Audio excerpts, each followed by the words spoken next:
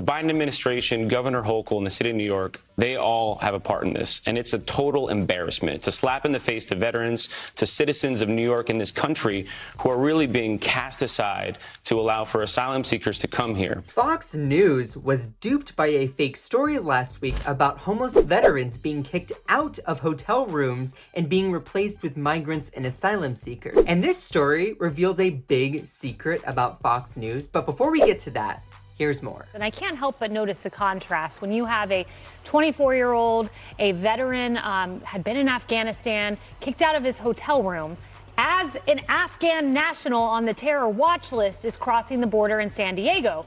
So you're an Afghan national on the terror watch list, just scurry across our border, no big deal. We'll let you in. But the guy who fought in Afghanistan will kick you out of your hotel room. Which again, didn't happen. The fake claim was made by Sharon Finch, the founder of the YIT Foundation, and instead of vetting her claim and doing their due diligence, Fox News decided to air several segments based off of this story. Sound familiar? It took a Republican, New York Assemblyman Brian Mayer, to dig into Finch's claim to find out that she had completely made up the story, and in fact that it was an intentionally strategic fraud, as 7 homeless men have come forward to say that they were part of a group of men recruited at a Poughkeepsie homeless shelter to act as veterans that had been displaced from a Newburgh hotel in order for a nonprofit organization to perpetrate a fraud on the public. The men told Mid-Hudson News on Thursday night that they were part of a group of 15 men that were supposed to pretend that they were veterans that had been kicked out of the Crossroads Hotel in the town of Newburgh last Friday in advance of the arrival of migrants brought up from New York City. But instead of vetting their sources, Fox saw an opportunity to push a narrative and blame their favorite kind of people,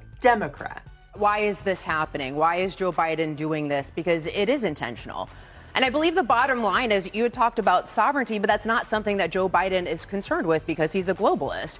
I mean, he is more concerned about the needs of the UN, about the World Economic Forum, than he is about his own American citizens. Fox and the right-wing media are so eager to blame Biden and the Democrats that they don't even do their due diligence. And this gets into the big secret that I mentioned earlier, and that is that Fox is desperate. Desperate to mold any detail, story, even ones not vetted, to fit their narrative that Democrats are evil, un-American, or that they hate veterans, because that is what their predominantly male elderly audience wants to hear. And it's ironic that Republicans claim to care about veterans when they have repeatedly voted against expanding veterans' healthcare services, and they only seem to use them as props when it is used to blame Democrats, but I digress. This story isn't just about veterans and migrants, it's about how desperate Fox News is to mold any detail that they see as an opportunity to blame Democrats into a narrative that they can use to sell to their audience. It's not a commitment to truth or journalism, and in fact does a huge disservice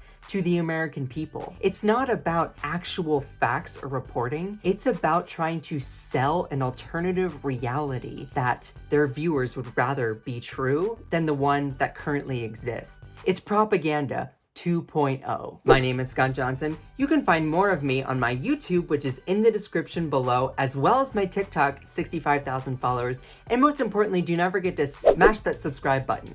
You know you want to. Do it for tacos.